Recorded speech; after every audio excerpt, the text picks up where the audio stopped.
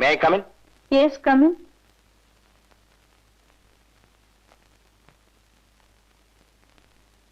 എന്താ? ഡോക്ടർ ഇന്ദു ഇവിടെ ഉണ്ടോ? ഇല്ല. ഞങ്ങൾ ഇന്ദുവിന്റെ വീട്ടിൽ പോയിരുന്നു. അവിടെ ചെന്നപ്പോ ഇന്ദു ഇങ്ങോട്ട് വന്നിരിക്കുകയാണെന്ന് പറഞ്ഞു. ഇന്ദു ഹോസ്പിറ്റലിൽ പോയിരിക്കുകയാണ്. ഇപ്പൊ വരും. നിങ്ങൾ ആരാണ്? ഞാൻ രവിയുടെ ഒരു കൂട്ടുകാരനാണ്. പേര് ഗോപി. ദുബായിൽ നിന്ന് വരുന്ന വഴിയാണ്. രവിയും ഇന്ദുവും തമ്മിലുണ്ടായ എല്ലാ സംഭവങ്ങളും സലിം പറഞ്ഞപ്പോഴാണ് ഞാൻ അറിയുന്നത്.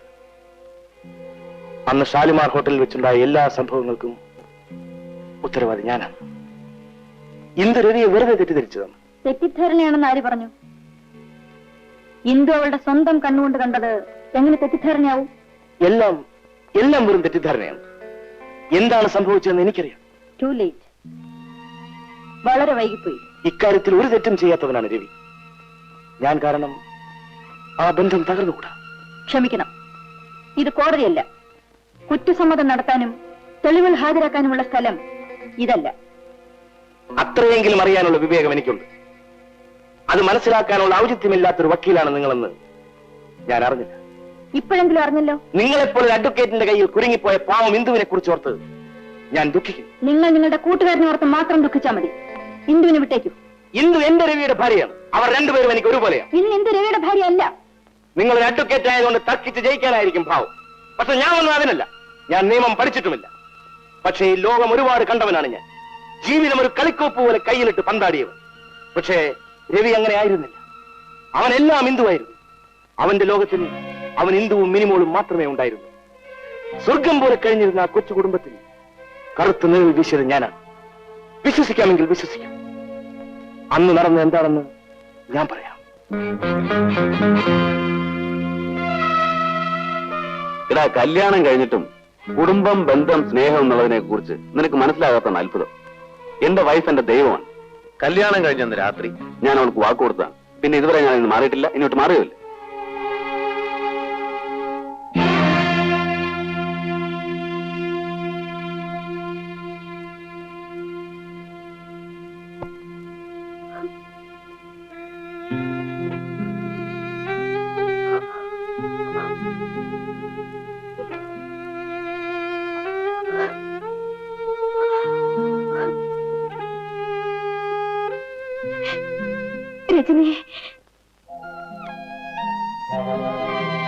ഇന്ദു, ഞാൻ പറഞ്ഞതെല്ലാം സത്യമാണ്.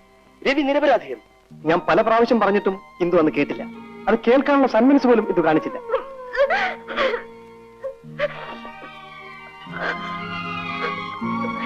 രജനി, എനിക്ക് തെറ്റുപറ്റി. രജനി, ഇല്ലെന്തോ നിനക്ക് തെറ്റുപറ്റിയിട്ടില്ല. ഇവര് രണ്ടുപേരും ചേർന്നുള്ള കള്ളക്കളിയാണിത്. നിങ്ങളൊരു സ്ത്രീയാണോ? ഇന്ദുവിന്റെ ആത്മാർത്ഥ കൂട്ടുകാരിയാണത്രേ. ഒരു ഭാര്യയുടെയും അമ്മയുടെയും മനസ്സ് കാണാൻ കഴിയാത്ത നിങ്ങൾ എത്ര പഠിച്ചിട്ടെന്തിനാ? രജനി, എനിക്കെന്റെ രവിയേട്ടനെ കാണണം. ഈശ്വര, എനിക്ക് ഭ്രാന്തായിരുന്നു. നല്ലവനായ എന്റെ രവിയേട്ടൻ. നല്ലവനായ എന്റെ രവിയേട്ടൻ ലോകം കണ്ടിട്ടുള്ളതിൽ വെച്ച് ഏറ്റവും വലിയ വഞ്ചകനാണ് അയാൾ. രജനി, ഇന്ദു, നിനക്കറിയില്ല, എനിക്കറിയാം. എന്നെയും എന്റെ കുടുംബത്തെയും തകർത്തവനാണ് അയാൾ. നിനക്കറിയാമോ? എന്റെ ഉഷയെ കൊന്നത് അയാളാണ്. രജനി, രവിയേട്ടൻ ഉഷയെ കൊന്നോ? ഞാൻ എന്തൊക്കെയാണ് കേൾക്കുന്നത്? ഒന്നും അറിയാത്ത എന്റെ കൊച്ചനുജത്തിയെ പറഞ്ഞു മയക്കിയെടുത്ത് അവനോട് നശിപ്പിക്കുകയായിരുന്നു. ഞാൻ അറിഞ്ഞപ്പോ താമസിച്ചു പോയി. രവി എന്നെ വിവാഹം കഴിച്ചില്ലെങ്കിൽ ഞാൻ ജീവിച്ചിരിക്കില്ല. അങ്ങനെയൊന്നും പറയാതെ. എല്ലാ പ്രശ്നങ്ങൾക്കും ഞാൻ പരിഹാരം ഉണ്ടാക്കുമെന്ന് പറഞ്ഞില്ലേ? ഉഷ ധൈര്യമായിട്ട് വിട്ടുപോകുള്ളൂ.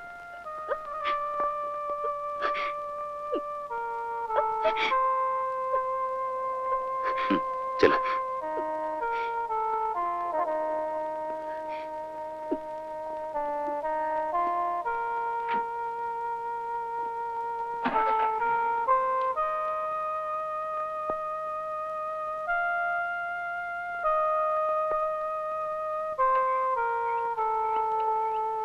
ആരാ ഉഷയത്? എന്റെ കൂടെ കോളേജിൽ പഠിക്കുന്നതാ. നീ എന്തിനാ കരഞ്ഞത്? ഒന്നുമില്ല ചേച്ചി. ഉഷേ,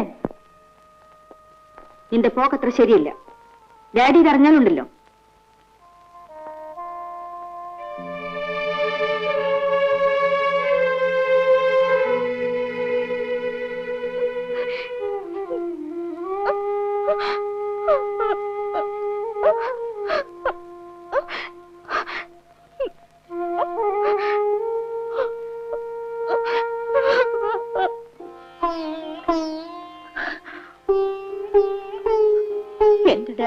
ഞാനൊന്നും അറിഞ്ഞിരുന്നില്ല.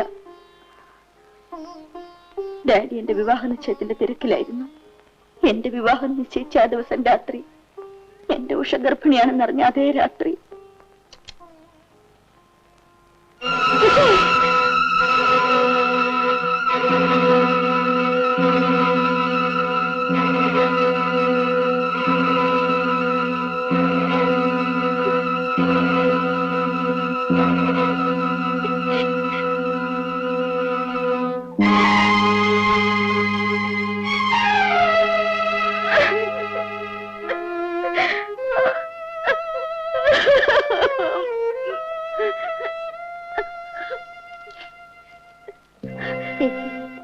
എനിക്ക് മാപ്പ് തരണം. കുടുംബത്തിന് അപമാനം വരുത്തി വെച്ച പാപയാണ് ഞാൻ. എന്നെ വഞ്ചിച്ച രവിയെ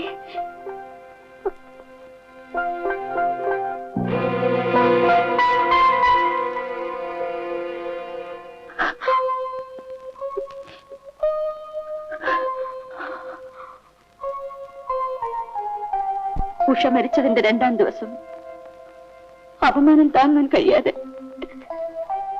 എന്റെ അമ്മ കെട്ടിത്തൂങ്ങി ആത്മഹത്യ ചെയ്തു. അതോടെ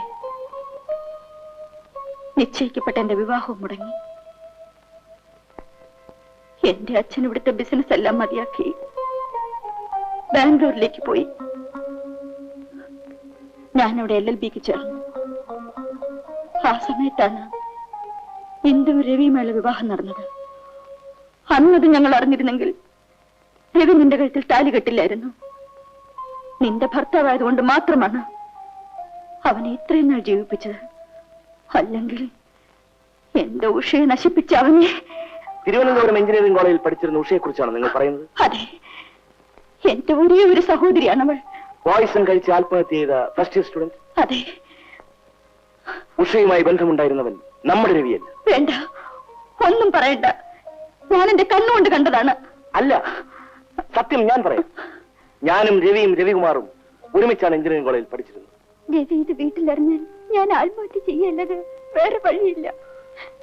അതിന് ഞാൻ എന്ത് ചെയ്യണമെന്നാ നീ പറയുന്നത്? രവി എന്നെ ഉപേക്ഷിക്കരുത്. എന്ന് വെച്ചാൽ എനിക്ക് എന്റെ പ്രസ്റ്റീജ് നോക്കണ്ടേ? നീ മറ്റെന്തെങ്കിലും മാർഗം തേടിയേ പറ്റൂ. ഉഷേ, ഞാൻ പറയുന്ന കേൾക്ക്. എനിക്ക് പരിചയമുള്ള ലേഡി ഡോക്ടറുണ്ട്. എന്തിനിടെ അവിടെ ഒരു കരച്ചിലും പിടിച്ചില്ലോ? ലവൻ അവളെ അടിച്ച് ലോഡാക്കി തോന്നുന്നു കേട്ടോ. നമുക്കൊന്ന് പോയി പറഞ്ഞൊതുക്കിക്കളെ. വാ.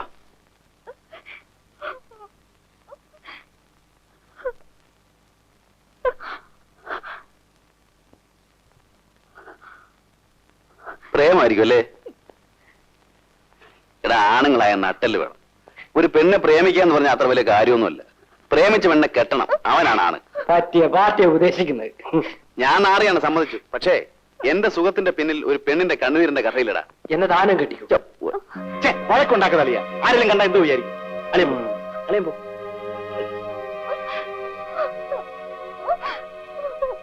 കരയാതിരിക്കും. ഇവിടെ നിന്ന് കരയുന്ന ആരെങ്കിലും കണ്ടാൽ മോശമാണ്. ഉഷ ഒരു കാര്യം ചെയ്യും, നേരെ വീട്ടിലേക്ക് പോയിക്കൊള്ളു. ഇല്ല, ഞാൻ ഇനി വീട്ടിൽ പോകുന്നില്ല. അയ്യോ, അവിവേകം ഒന്നും കാണിക്കരുത്. പ്രശ്നങ്ങൾക്കെല്ലാം ഞങ്ങൾ പരിഹാരം ഉണ്ടാക്കാം. ഒരു കാര്യം ചെയ്യും, ഞാൻ ഉണ്ടാക്കാം. വരും. ഉഷ കരയണ്ട.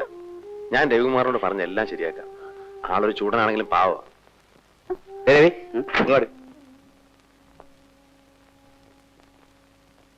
നിനക്ക് വേറെ ജോലിയൊന്നുമില്ലേ? ആരെങ്കിലും എന്തെങ്കിലും ഡിംഗോളിഫിക്കേഷൻ ഒക്കെ നടത്തി അവർക്ക് എന്തെങ്കിലും സംഭവിച്ചു നിനക്കെന്താടാ? നീ ആര് സ്വാമി വിവേകാനന്ദന്റെ കൊച്ചുവാനോ?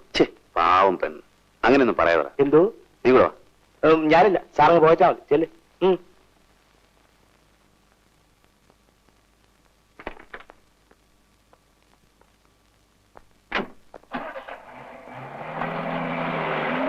അന്ന് കോളേജിൽ നിന്ന് രവി ഉഷയെ കാറിൽ കയറ്റിക്കൊണ്ട് വരുമ്പോൾ ഞാനുണ്ടവിടെ. ഉഷയെ ഗർഭിണിയാക്കിയിട്ട് രവികുമാർ അവളെ കൈയൊഴിഞ്ഞപ്പോൾ കരഞ്ഞുകൊണ്ട് വന്ന ഉഷയെ സമാധാനിപ്പിച്ച് വീട്ടിൽ കൊണ്ടുചെന്നാക്കിയത് രവിയാണ്. രവികുമാർ ഇന്ന് തിരുവനന്തപുരത്ത് PWD എഞ്ചിനീയറാണ്. ഗോപി പറഞ്ഞല്ല സത്യമാണോ? ഇതെനിക്ക് നേരിട്ടറിയാവുന്ന സത്യമാണ് രജനി. ഉഷ രവികുമാറിനെ രവി എന്നാണ് വിളിച്ചിരുന്നത്. രജനി അത് കേട്ട് തെറ്റിദ്ധരിച്ചതാണ്.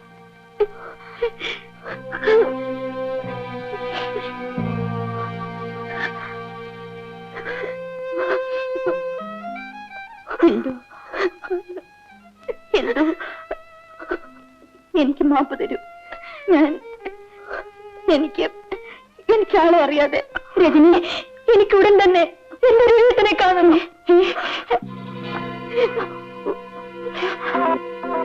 എന്താ രജനി?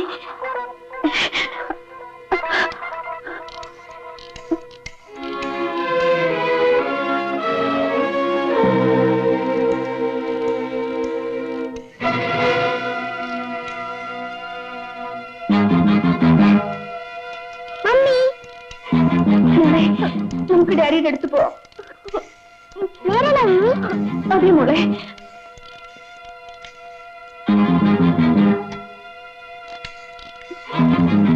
എന്ത് പറ്റി രജനി? ഫോൺ കിട്ടുന്നില്ല. ഉടനെ ചെന്നില്ലെങ്കിൽ ദേവിയേട്ടന് ആപത്താണ്. വേഗം പോവാം. വരൂ.